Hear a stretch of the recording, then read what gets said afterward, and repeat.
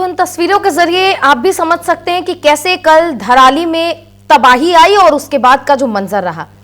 आखिर बादल क्यों फटता है, क्यों लैंडस्लाइडिंग की घटनाएं आजकल इतनी ज्यादा हो गई हैं कि लोगों का जीना मुहाल हो गया है।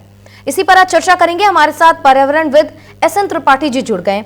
उनसे जानने का प्रयास करेंगे कि जिस तरीके से ये लैंडस्लाइडिंग की घटनाएं रोज रोज हो रही हैं, और चर्चा की शुरुआत करेंगे उससे पहले ये ताज़ा तस्वीरें हम आपको दिखा रहे हैं जहां CM धामी मौके का जायजा लेने के लिए पहुंचे हुए हैं। तो अब से थोड़ी देर पहले CM धामी रवाना हुए थे। धराली का जायजा लेते हुए CM धामी नजर आ रहे हैं। इससे पहले उन्होंने राहत बचाव कार्य का जायजा भी लिया है। ये एक्सक्लूसिव तस्वीरें हम आपको दिखा रहे हैं जहाँ CM धामी हेलीकॉप्टर से जायजा लेते हुए नजर आ रहे हैं।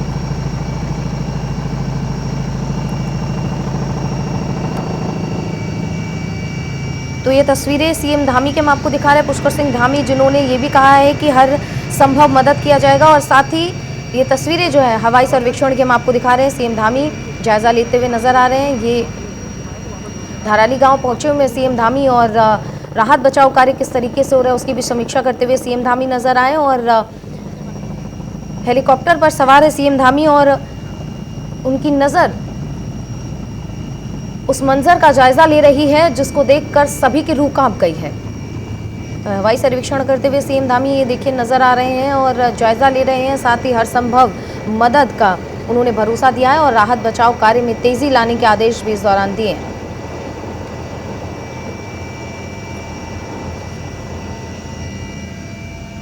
तो लौटेंगे जहां हमारे मेहमान हमारे साथ लगातार बने हुए हैं। SN त्रिपाठी जी, बहुत बहुत स्वागत है सर आपका हमारे चैनल पर सबसे पहले तो।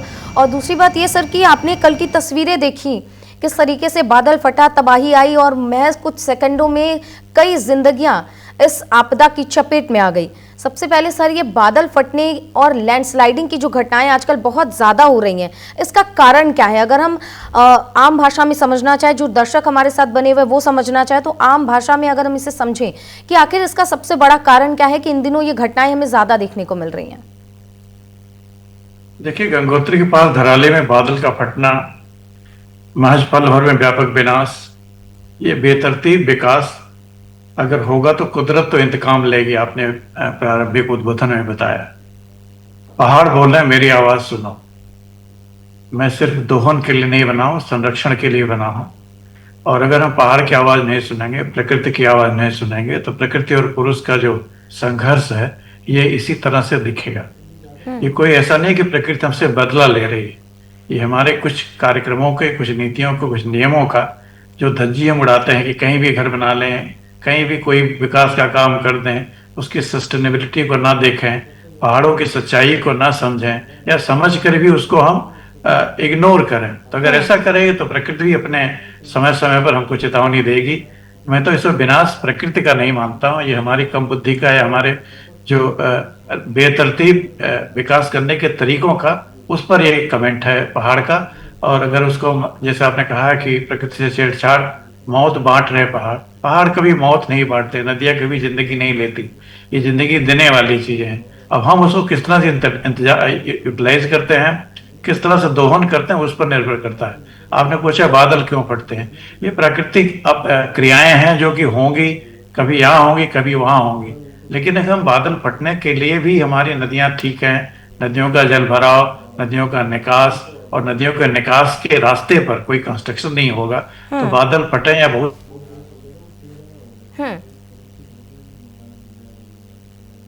नुकसान हुआ और नीचे हुआ है, जमीन पर हुआ है जहां हमने कंस्ट्रक्शन किया है। जिस तरह से नदियों के किनारे शहर एकदम किनारे पर ही बने हुए हैं, जैसे लग रहा है उनको रोज नदी चूमना है, ये तो ठीक नहीं है मेरे हिसाब से। मैं पहाड़ों को मित्र मानता हूँ, कभी मौत नहीं बांट सकते हैं। प्रकृति कभी मौत नहीं बांटती, प्रकृति तो इंसान के लिए, जीव जंतु सबके कल्याण के लिए बनी हुई है। वो कहते हैं राम जन्म जग मंगल हेतु, तो प्रकृति किसी का अमंगल नहीं चाहती।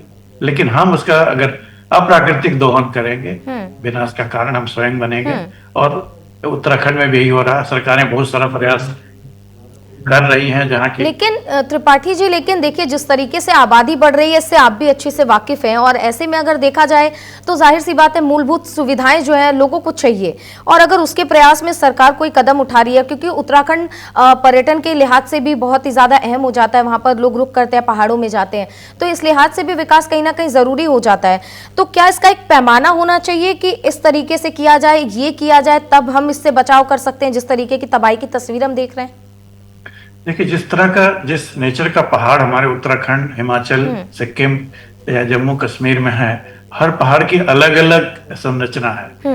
मैं उसमें एक्सपर्ट नहीं हूँ, लेकिन मैं जानता हूँ इतना कि अगर उस संरचना को ध्यान में रखते, उसको मद्देनजर रखते हुए हम विकास का कार्यक्रम करेंगे तो प्रकृति हमसे बदला नहीं लेगी। और हम विकास के विरोधी नहीं, विकास तो होना ही चाहिए। मनुष्य का विकास तो ये सरकार, समाज, बाजार सबका काम है, हम कोशिश भी कर रहे हैं, और विकास को कोई रोक नहीं पाएगा। लेकिन विकास ऐसा हो जो प्रकृति के साथ संतुलन बना के रखे। माननीय प्रधानमंत्री जी बोलते हैं मिशन लाइफ, तो लाइफ स्टाइल फॉर इन्वायरमेंट।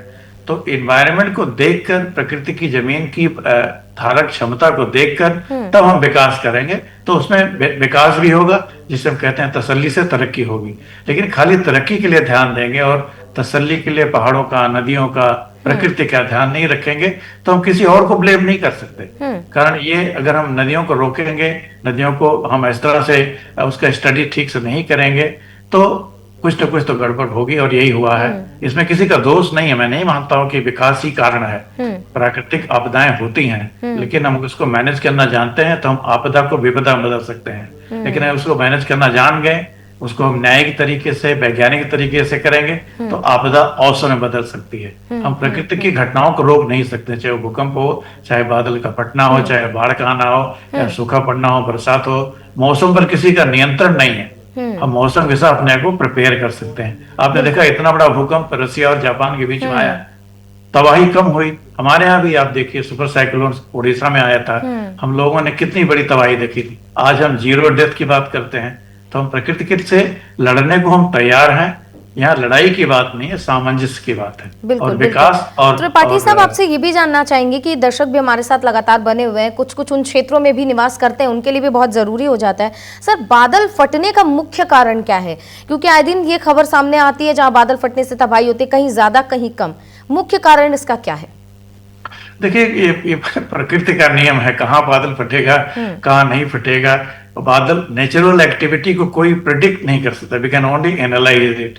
कहाँ कितना टेम्परेचर है, कितने कैरिंग कैपेसिटी लेके बादल जा रहे हैं, और कहाँ फटेगा, ये मैं कह नहीं सकता हूँ। बहुत सारे वैज्ञानिक लोग इसके बारे में अपना तथ्य दे सकते हैं, जो मौसम विज्ञान पढ़ते हैं। मैं public policy point of view से बोल रहा हूँ कि ये चीजें होंगी, और इसके लिए तैयार रहना ये कोई प्रिडिक्ट नहीं कर सकता। इसलिए सारे कंस्ट्रक्शन जो पहाड़ी एरिया में होते हैं उनको उस तरीके से अपने आप को रखना पड़ेगा। वहां 4 मंजिला, 6 मंजिला, 10 मंजिला इमारतें नहीं बन सकती, एक सच्चाई है। लेकिन सीढ़ी नुमा घर, जो लो हाइट के घर, और उनके अंदर जो पानी रख रखाव या रिसाव, वो जो चीजें हैं वो सब बन सकते हैं। मान ली हम टनलिंग कर रहे हैं, तो टनलिंग के भी अच्छे तरीके हैं, वैज्ञानिक तरीके हैं, तो विकास तो होगा। लोगों को आवाजाही के लिए तो सड़कें बनाते हैं, सड़कें खाली सड़क बनाने के लिए थोड़ी बना रहे हैं। तो अगर हम 4 धाम यात्रा के लिए सड़कें चौड़ी कर रहे हैं, या रेल और कनेक्टिविटी डाल रहे हैं, या विकास कर रहे हैं, जिसकी भी जरूरत है इंसान को। हाँ, इतना ही है, उसके लिए जो प्रकृति के अनुरूप हम कंस्ट्रक्शन करें। वहाँ के जो लोग हैं बहुत वीर हैं, पहाड़ के लोग बहुत ही संयम वाले होते हैं, वो जानते हैं प्रकृति के साथ कैसे संतुलन बनाया जाता है, किस तरह कंस्ट्रक्शन किया जाता है। आखिर बहुत सारे एरियाज में है जहाँ बादल फटते हैं, लेकिन नुकसान कुछ भी नहीं होता। ऐसा नहीं कि वो लोगों ने कोई दोष किया। सर, आपसे ये जानना चाहेंगे कि देखिए सर, कि आप भी जानते हैं किस तरीके से विकास हो रहा है, और कोई भी प्रोजेक्ट आता है तो उससे पहले एक्सपर्ट की राय ली जाती है। ऐसे में क्या ये समझा जा सकता है कि जिस तरीके से संवेदनशील, अगर हम जगहों की बात करें, जैसे चमोली सबसे ज्यादा संवेदनशील है, हिमाचल में मंडी सबसे ज्यादा संवेदनशील है, ऐसे जगहों में विकास का जो पैमाना तय किया गया है, जो क्राइटेरिया है, क्या वो क्राइटेरिया ठीक से फॉलो नहीं हो रहा है? कहीं ना कहीं सरकार की इसमें लापरवाही है, ठीक से निगरानी नहीं हो पा रही है, प्रशासन कहीं ना कहीं इसमें दोषी पाया जा रहा है क्या सर? देखिए, इसमें है कि हम प्रिवेंट कर सकते हैं, या मैनेज कर सकते हैं, या हम डिजास्टर रेजिलियंस इंफ्रास्ट्रक्चर बना सकते हैं। आज भारत में वो सारा तकनीकी ज्ञान है। कि हम इस एरिया में, इस तरह की ज्योग्राफी में, इस तरह के भूमंडल एरिया में किस टाइप के बिल्डिंग, किस टाइप के कंस्ट्रक्शन, किस टाइप के इंफ्रास्ट्रक्चर निर्माण कर सके। और सरकार के पास न केवल ज्ञान है, उत्तराखंड सरकार है और जो राज्य सरकार है उनके पास भी ये सारा तकनीकी ज्ञान मौजूद है, एक्सपर्ट्स भी अवेलेबल है। हो सकता है एक्सपर्ट्स इतने एक्यूरेट ना हो जितना कि होना चाहिए, तो इसमें एक्सपर्ट्स और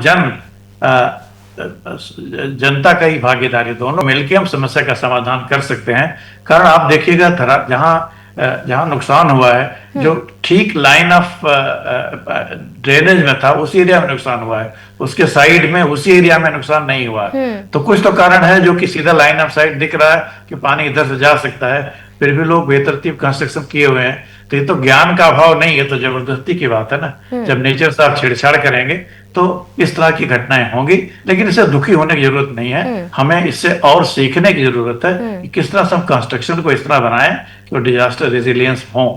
और ऐसा ज्ञान हमारे पास है, CDRI है, NDMA है, भारत सरकार के बहुत सारे मंत्रालय हैं जिसमें इस चीज को जानते हैं। CBRI या सिविल इंजीनियर्स की सब चीजें पढ़ाई जाती हैं। ऐसा कोई नई चीज नहीं है जो कि लोगों को मालूम नहीं है, लेकिन हाँ कुछ चीजें हैं जो हमारी लापरवाही के नाते हो रही हैं या उस पर हम जनता को उतना सजग नहीं कर पा रहे हैं। और एक चीज और भी है कि हम there is solution for everybody's need but there is no solution for even one person's greed. We have to have a balance between the two. और आपका जो कार्यक्रम चल रहा है इससे एक चीज तो जाहिर होता है कि लोगों की आवश्यकताओं को प्रकृति पूर्ण करेगी, लेकिन लोगों की जो लालच का समाधान किसी के पास नहीं है। इसमें ऐसे मौके पर इस सब चीजों की बात करने की जरूरत नहीं है। आज हमको जरूरत है किस तरह से लोगों के दुख दर्द को कम किया जाए। अभी माननीय मुख्यमंत्री जी आप दिखा रहे हैं, उन्होंने गए हुए हैं जायजा लेने हुए। राज्य सरकार और पदाधिकारी लोग, NDRF के लोग वहां पहुंच चुके हैं, तो व्यवस्थाएं चल रही हैं और मुझे उम्मीद है कि लोगों को जल्दी सुकून भी मिलेगा। लेकिन इसके बाद जो कंस्ट्रक्शन होगा उसके लिए हमको ध्यान में रखना पड़ेगा। हमें आतंकित होने की जरूरत नहीं है, हमें विश्वास से आगे बढ़ने की जरूरत है। कारण भारत का आज हम विकसित भारत बनाने की कोशिश कर रहे हैं, जिसमें पहाड़ी एरिया के लोगों का भी विकास में उतना ही हक है जितना मैदानी एरिया का। हम ऐसा तो नहीं कह सकते पहाड़ सिर्फ फोटोग्राफ के लिए बनाए जाएंगे। पहाड़ों का दोहन होगा, कहीं गलत होगा उसको ठीक कर सकते हैं, जहाँ अच्छा होगा उसको सुधर सकते हैं। सर आपसे ये भी समझना चाहेंगे कि जिस तरीके से धीरे धीरे टेक्नोलॉजीज एडवांस हो रही हैं, हमने देखा है कि भूकंप का पता नहीं लगाया जा सकता, लेकिन कहीं ना कहीं एक अनुमान आजकल लगाया जा सकता है। सर क्या ऐसी टेक्नोलॉजीज आगे बिल्ड होंगी या ऐसी कोई टेक्नोलॉजी अब तक मार्केट में है कि हम बादल फटने या फिर लैंडस्लाइड की घटनाओं का अनुमान लगा सके कि ये ज्यादा अब संवेदनशील हो चला है, यहाँ से आना जाना आवाजाही बंद कर देनी चाहिए? देखिए तकनीकी तो अवेलेबल है, हो सकता उतनी एक्यूरेट ना हो। और जो मौसम विज्ञान है, मौसम एरिया है, एरिया ऑफ अर्थ साइंसेस या स्पेस टेक्नोलॉजी, हम बहुत सारी प्रगति कर रहे हैं। हम इंडिजिनस टेक्नोलॉजी डेवलप कर रहे हैं। आप आज देखिए सुनामी लोग प्रेडिक्ट कर पा रहे हैं। इवन अर्थक्वेक भी बहुत ज्यादा स्तर तक मेजरमेंट ठीक ठाक हो रहा है कि कहाँ होगा उसकी आशंका मिटाई या बताई जा रही है। बहुत सारी चीजों पर हमारे पास एक्यूरेट ज्ञान है और बादल फटने पर भी सरकारें काम कर रही होंगी। मुझे इसमें व्यक्तिगत जानकारी नहीं है, लेकिन मुझे उम्मीद है कि इस पर जरूर काम हो रहा होगा। और कोई ऐसी बड़ी घटना नहीं इसको हम प्रेडिक्ट ना कर सके। ठीक है सर। ऊपर से हमारे पास सैटेलाइट ऐसे हैं जो कि लगातार पृथ्वी का पिक्चर लेते हैं, तो कहाँ बादल इस तरह से हरकत कर रहे हैं और नेचर की एक्टिविटी को ट्रेंड एनालिसिस करके हम बता सकते हैं कहाँ होगा। एक्यूरेट हो सकता है 2-4 मीटर इधर उधर हो जाए, लेकिन इतनी तकनीकी भारत के पास है। भारत आज मौसम विज्ञान के क्षेत्र में, खासतौर से एनवायरमेंटल साइंस में बहुत आगे। हम आत्मनिर्भर हैं, बहुत सारी चीजें हम अपने आज GPS डिनाइल हमारे पास नाविक सिस्टम लगा रहे हैं। तो हमको तो इस चीज में हम, और क्योंकि इतना बड़ा देश है तो हम बाहर की टेक्नोलॉजी पर नहीं, इंडिजिनस टेक्नोलॉजी पर निर्भर करते हैं। और जिस तरीके से सर आप बता रहे हैं कि इससे आतंकित होने की जरूरत नहीं है, लेकिन हाँ सावधानियां अभी भी बरतनी चाहिए हमें। बहुत बहुत धन्यवाद त्रिपाठी जी आपका हमारे साथ जुड़ने के लिए और खास चर्चा में शामिल होने के लिए और विस्तार से जानकारी देने के लिए, समझाने के लिए कि आखिर किस तरीके से आगे हम इस पर बचाव कर सकते हैं। जाहिर सी बात है प्राकृतिक आपदा है, इससे बचा नहीं जा सकता, लेकिन हाँ सावधानियां अगर बरती जाएं तो जानें जरूर बचाई जा सकती हैं।